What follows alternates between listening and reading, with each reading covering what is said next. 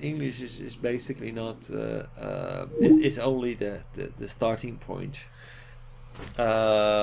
It's like the base layer. It's the binary layer of our computer system.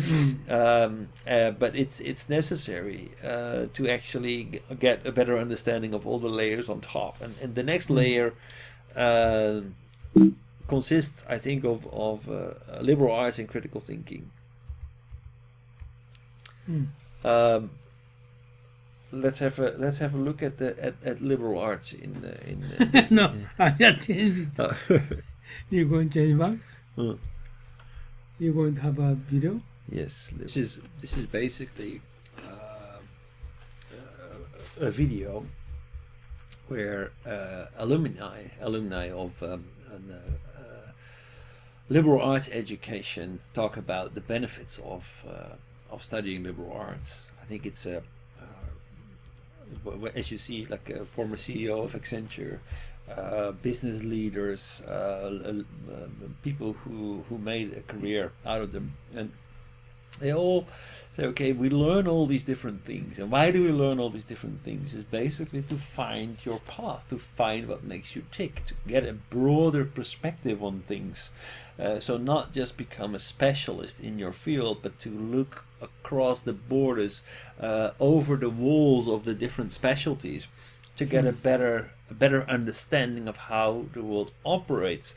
So this is your basically your reference point. You're broadening your own view of how the world operates. I agree with you.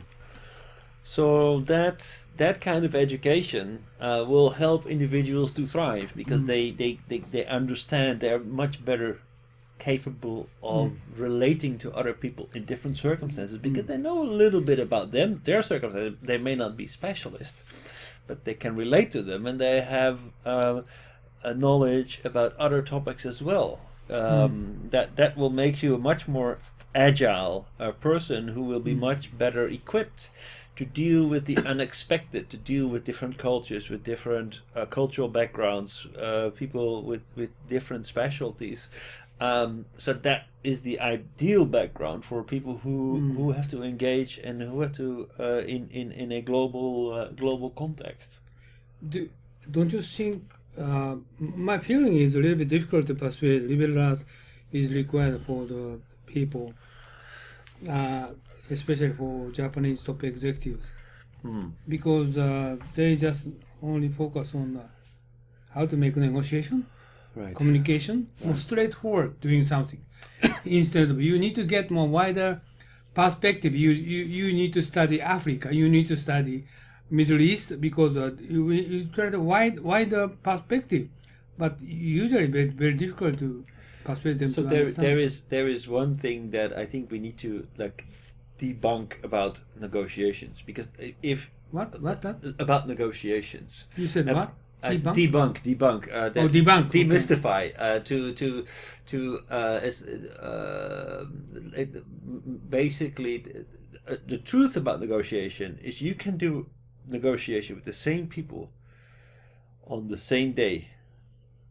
With the same people, and the outcome will not necessarily be the same. It depends on what happened, for example, with the counterpart. If he had a bad day the night before, if he's not feeling so well, if he has if something has changed, if he feels different, if he's irritated or happy or sad, if there is something happening, then the outcome of the negotiation will be different. It's not hard science. So as a negotiator, to think that I know how to negotiate, therefore, and to believe that it's just a hard skill, just like maths and physics, then you are fooling yourself. It's a people's game. So if you don't understand the people's game, then you are not a good negotiator. So in order to be better at understanding the people's game, in order to be more adept to and adjust more easily to the ever-changing circumstances in a negotiation, you need to be better equipped, to have a broader view than just the technical skills to negotiate.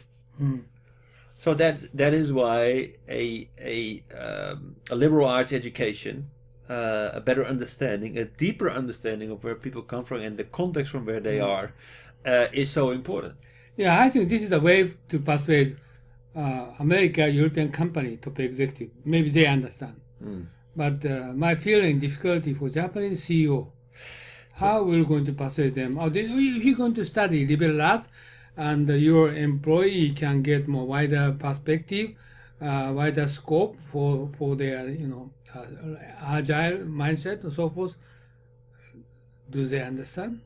I think that this is also where, okay, so this is why it needs to go hand in hand. I think that the basic, the fundamental, the fundamental approach to negotiation in Japan is not negotiate. Negotiate is a game of give and take. Is of looking. Oh, okay, good point. Japanese they don't need to negotiate. No, they make a proposal. They make proposals, but Right. and also fundamental they already agreed. Right. Basic fundamentals because they understand each other as people, because they have the same cultural backgrounds. They basically make a promise. I commit to whatever happens.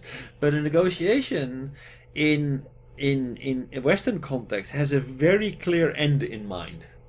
They basically, when you are negotiating, you're negotiating about a very clear result that you have specified, that you will need to deliver, that you will get or you need to deliver at a certain point in time, with a very clearly defined scope and a very clearly defined